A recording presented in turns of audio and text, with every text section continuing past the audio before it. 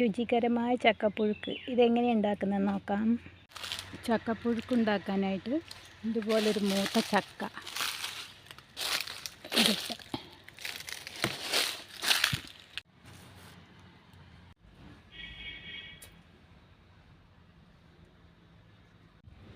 ചക്കപ്പുഴുക്ക് ഉണ്ടാക്കുവാനായിട്ടുള്ള ചുളയെല്ലാം ക്ലീനാക്കി ഇതെവിടെ എടുത്തിട്ടുണ്ട്. ഞാനിതുപോലെ നീളത്തിൽ തന്നെയാണ് വേവിക്കുന്നത്, കാരണം ഇത് പെട്ടെന്ന് വേകുന്ന ചക്കയാണ്. ഇപ്പോൾ പെട്ടെന്ന് വേകാത്ത ചക്കയാണെങ്കിൽ ഇത്ര ചെറിയ കഷ്ണമാക്കിയിട്ട് കട്ട് ചെയ്തെടുക്കാവുന്നതാണ്. ഞാനിതിലേക്ക് ഒരു മുറി തേങ്ങയാണ് എടുക്കുന്നത്. ചക്കപ്പുഴുക്കിലേക്ക് ആവശ്യമായ സാധനങ്ങൾ: തേങ്ങ ഒരു മുറി, ജീരകം എടുത്തിട്ടുണ്ട്, ചുമന്നുള്ളി എടുത്തിട്ടുണ്ട്, പച്ചമുളക് എടുത്തിട്ടുണ്ട്. ഇനി ഇതെല്ലാം ഒന്ന് ചതച്ചെടുക്കാം. കൂടുതൽ അരിഞ്ഞു പോകാതെ ഒന്ന് ഒതുക്കിയെടുക്കാം.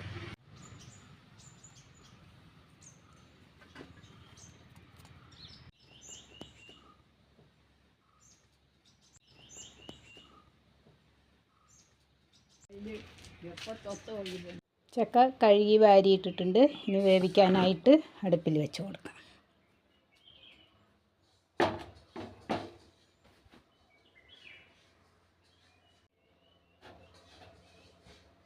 ചക്ക വേകാൻ ആവശ്യമായ വെള്ളം ഒഴിച്ച് കൊടുക്കാം.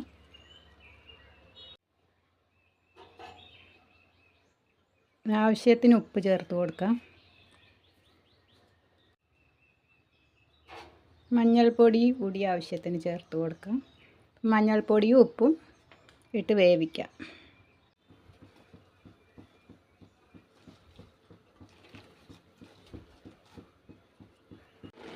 ചക്ക വെന്ത് വരുന്നുണ്ട്.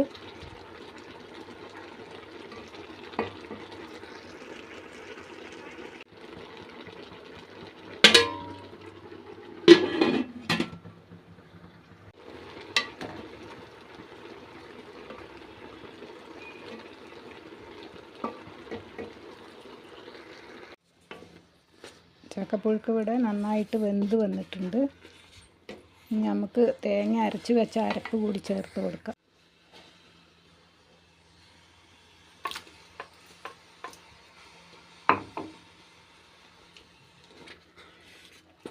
ഇനി തേങ്ങയുടെ ഈ അരപ്പിട്ട ശേഷം നന്നായിട്ടൊന്ന് ഇളക്കി കൊടുക്കാം. എല്ലായിടത്തും യോജിക്കണ പോലെ ഈ തേങ്ങയുടെ അരപ്പ് നന്നായിട്ടൊന്ന് തേങ്ങയുടെ അരപ്പ് ചേർത്ത് കൊടുത്ത ശേഷം നന്നായി ഒന്ന് ഇളക്കിയിട്ട് ഒന്ന് അടച്ചു വെച്ച് സിമ്മിലൊന്ന് കുറച്ച് നേരം വേവിച്ചെടുക്കുക. കാരണം ഈ പച്ചമണം, ഈ തേങ്ങയുടെ പച്ചമണമൊക്കെ ഒന്ന് മാറിക്കിട്ടാനായിട്ടാണ്.